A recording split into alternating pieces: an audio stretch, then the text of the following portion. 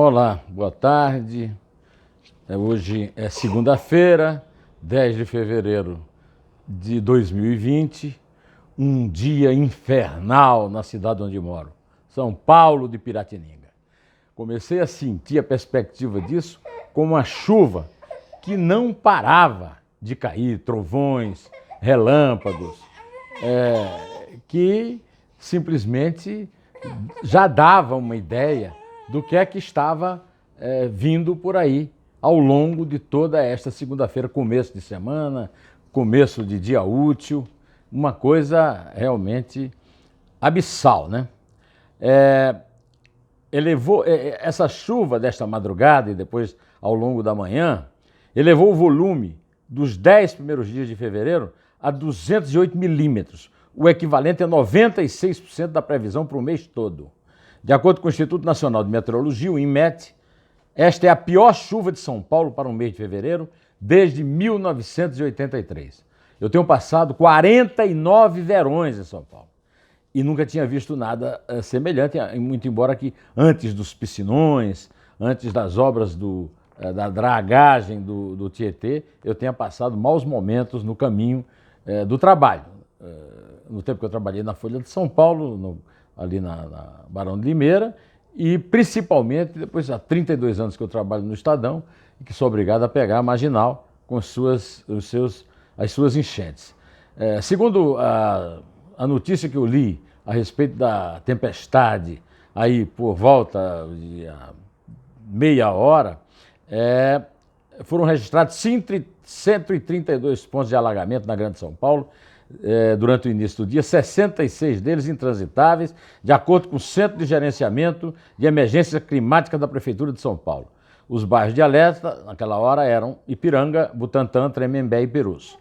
O temporal ultrapassou o recorde do nível de água do Rio Pinheiros, marcando 719,6 milímetros. É o maior valor registrado desde 2005, quando o rio chegou a 718,9 milímetros, de acordo com a Secretaria de Infraestrutura e Meio Ambiente.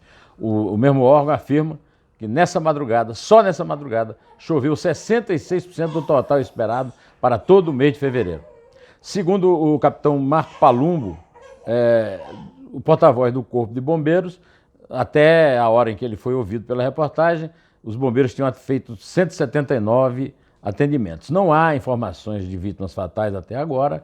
É uma diferença da chuva de São Paulo, que ela não é violenta, principalmente contra os pobres, como é em Belo Horizonte, no Rio e em proximidades do Rio de Janeiro. Agora, eu concordo com o que disse Horácio Figueira, engenheiro especialista de trânsito, a respeito da imprevisibilidade das gestões municipais da maior cidade do Brasil.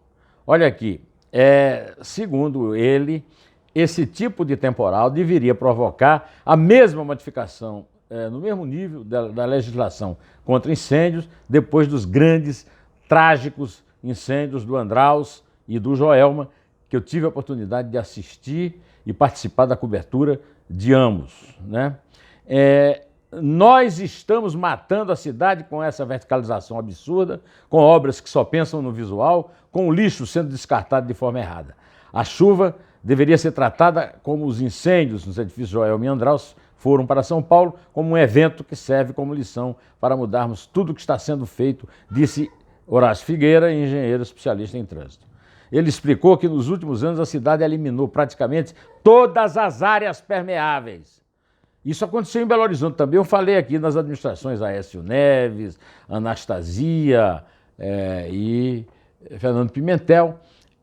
E agora eu venho falar a mesma coisa de São Paulo nas gestões municipais, que vieram desde Serra, aliás, desde antes de Serra, né? Marta Suplicy, Celso Pitta, Paulo Maluf, Marta Suplicy, José Serra, Gilberto Kassab e principalmente as péssimas administrações de Pitta e de Fernando Haddad, mas eu não tenho nada de bom a falar sobre o Serra e sobre o Dória, que deram o pior exemplo que São Paulo podia apresentar, que é o seguinte: cidadãos que usaram a Prefeitura de São Paulo como plataforma para lançamentos para sonhos mais altos. O Serra ainda pagou isso. O Serra, até hoje, perdeu inclusive uma eleição, pelo fato de que prometeu ficar na Prefeitura de São Paulo e saiu na metade do mandato para o Kassab assumir.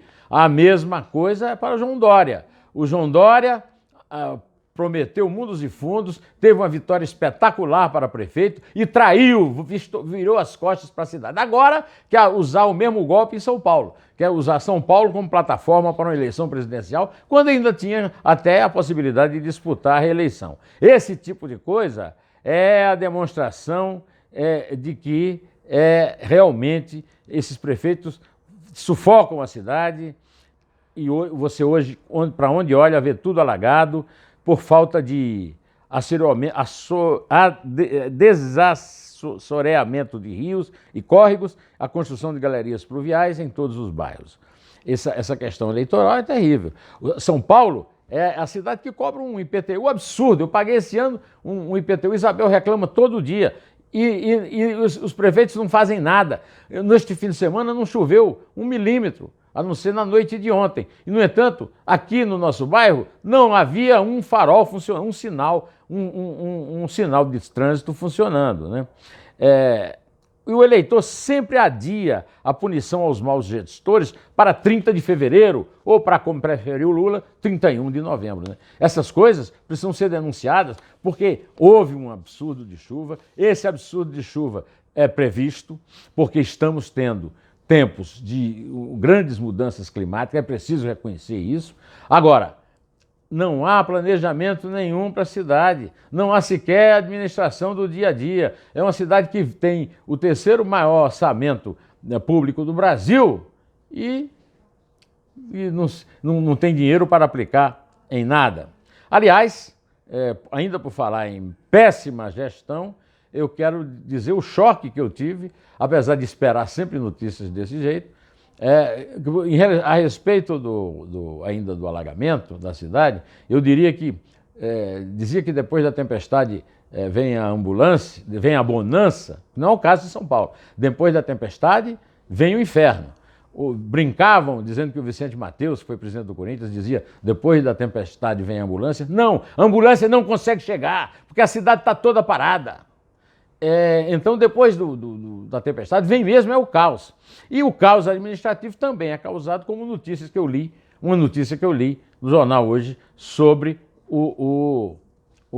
a Assembleia Legislativa do município de São Paulo, que pagou R$ 360.683,16 para pagar gratificações a servidores que não trabalham mais no Estado, são aposentados e ganharam através do benefício por meio de decisões judiciais do Tribunal de Justiça anteriores a 2014, baseadas numa lei de 1957, recebendo, imagine só, produtividade. O cara não trabalha e recebe produtividade. Pois é isso mesmo. A respeito dessa coisa toda que eu estou falando, eu quero sugerir a leitura de 2 artigos na página 2 do Estadão hoje. Um é do ex-ministro do Trabalho, Almir Pazianotto Pinto, chamado A Era da Mediocridade, citando José Engenheiros, o grande filósofo, O Homem Medíocre, um texto clássico. A política se degrada, converte-se em profissão. Políticos sem vergonha existirem em todos os tempos e sob todos os regimes, mas encontram o melhor clima nas burguesias sem ideias. Pacheco, o personagem de Eça de Queiroz, na correspondência de Fradique Mendes, é o exemplo fundamental dessa coisa da mediocridade. E ele cita no artigo dele, brilhante, a frase maravilhosa do meu querido amigo Carlito Maia, que já não está mais entre nós: o Brasil só não é subdesenvolvido na pretensão. Do lado dele tem um artigo também magnífico de Carlos Alberto de Franco, Família, baita solução. Segundo o Carlos Alberto, a crise ética que castiga amplos segmentos da vida pública brasileira, fenômeno impressionante e desanimador, tem seu nascedouro na crise da família. Eu concordo com ele. Quando eu escrevi o livro O que Sei de Lula, eu me baseei muito nessa coisa do Brasil é o país sem pai, porque os pobres, grande maioria deles, os filhos não têm pais, os filhos são 6 filhos numa casa, 6 pais diferentes, o pai é desconhecido, o pai abandona. Então, esse é um problema. E eu concordo com o Carlos Alberto quando ele diz que os homens públicos não são frutos do acaso, mas de sua história. A virada ética, consistente e verdadeira começa na família. Concordo com ele.